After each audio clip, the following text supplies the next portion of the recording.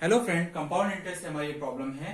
₹8,000 is let out at 7% compound interest for 2 year. At the end of first year ₹3,560 are return. Calculate first the interest paid for the second year and second the total interest paid in 2 year and third की बात करते हैं तो the total amount of the money paid in 2 year to clear the debt. Now friend, अगर normal देखा जाए तो हमारा सेकेंड ईयर का इंटरेस्ट कैलकुलेट करना है तो फर्स्ट ईयर का जो अमाउंट होगा वो नेक्स्ट ईयर के लिए प्रिंसिपल होगा और उसी पे ही हम इंटरेस्ट कैलकुलेट कर देते हैं, वो हमारा आंसर होता है।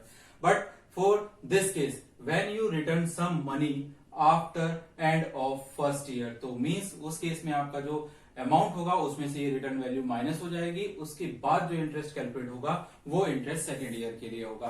कभी भी रिटर्न वैल्यू अगर आएगा तो किसी भी पर्टिकुलर ईयर के लिए अगर इंटरेस्ट कैलकुलेट करना है तो end of the previous year के अमाउंट में से रिटर्न वैल्यू को हम माइनस कर देंगे और करंट ईयर का सब्ट्रैक्ट करने के बाद जो वैल्यू बचेगी वो करंट ईयर के लिए आपका प्रिंसिपल होगा। तो फ्रेंड, इसके साथ ही प्रॉब्लम स्टार्ट करते हैं।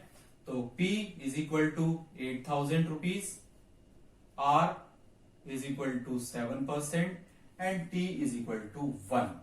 ओके, नाउ अगर I के लिए बात करते हैं, I is equal to P R T by 100 is equal to 8,000 into R into 1 by 100। 20 से 20 cancel, 560 rupees interest for the first year हो गया।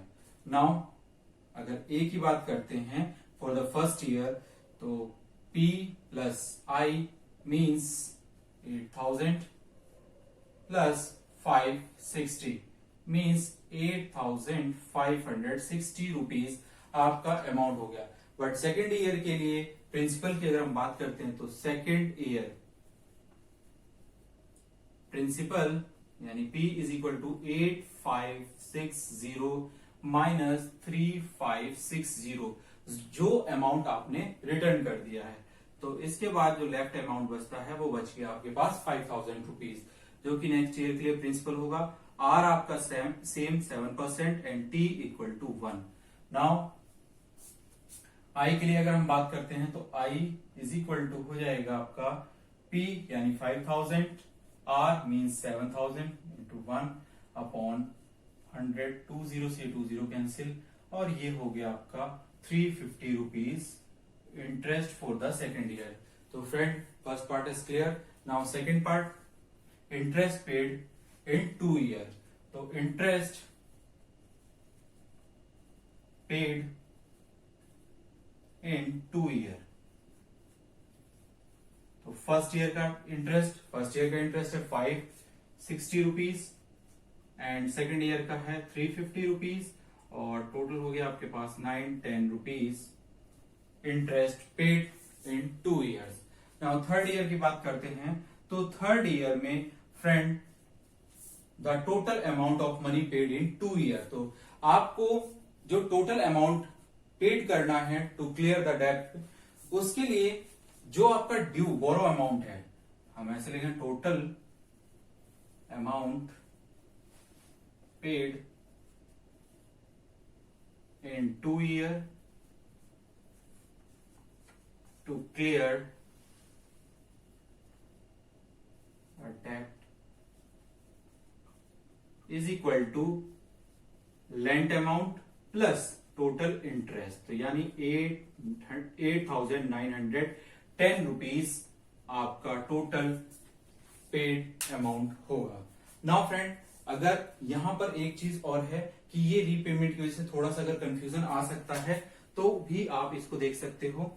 आपको ये जो रिटर्न है ये भी आपने पेड किया है after the end of first year, तो आपने एक पेमेंट ये किया। इसके बाद आपको एक और पेमेंट करना है, ये 5,000, बट ये नहीं किया। इस ईयर आपका नेक्स्ट ईयर का कंप्लीट होने के बाद यानी इस पे इंटरेस्ट कैलकुलेट होगा, तो ये अमाउंट यानी 5,000 प्लस इसका इंटरेस्ट 350 रुपीज, ये टोटल आप ड्यू अमाउंट पेड करेंगे तो आप देखेंगे इस तरह से भी इनका टोटल वही आता है जो ये है।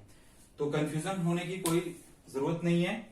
वैसे सबसे बेस्ट ये है कि जो भी आपका टोटल लेंथ है और जितना भी आपने फुल ड्यूरेशन में इंटरेस्ट कैलकुलेट किया है दोनों को ऐड कर दीजिए, आपका आंसर आ जाएगा।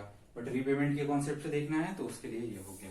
Okay friends, I hope you understand this problem. एक बार फिर से जरा देख लेते हैं।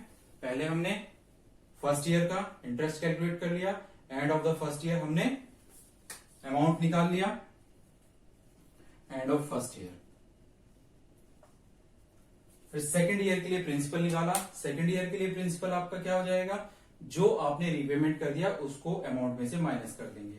देन आफ्टर इस प्रिंसिपल पे हमने इंटरेस्ट कैलकुलेट किया, जो किया है। उसके बाद सेकंड पार्ट के लिए टोटल इंटरेस्ट यानी फर्स्ट ईयर का इंटरेस्ट और सेकंड ईयर का इंटरेस्ट दोनों को ऐड कर लिया। थर्ड पार्ट के लिए total paid to clear the depth, उसके लिए हमने lent amount plus total interest during the time duration यानी 2 इयर्स, तो उनको ऐड कर लिया। 8,910 आपका आंसर आ गया। Okay friends, I hope you understand this problem. Thank you.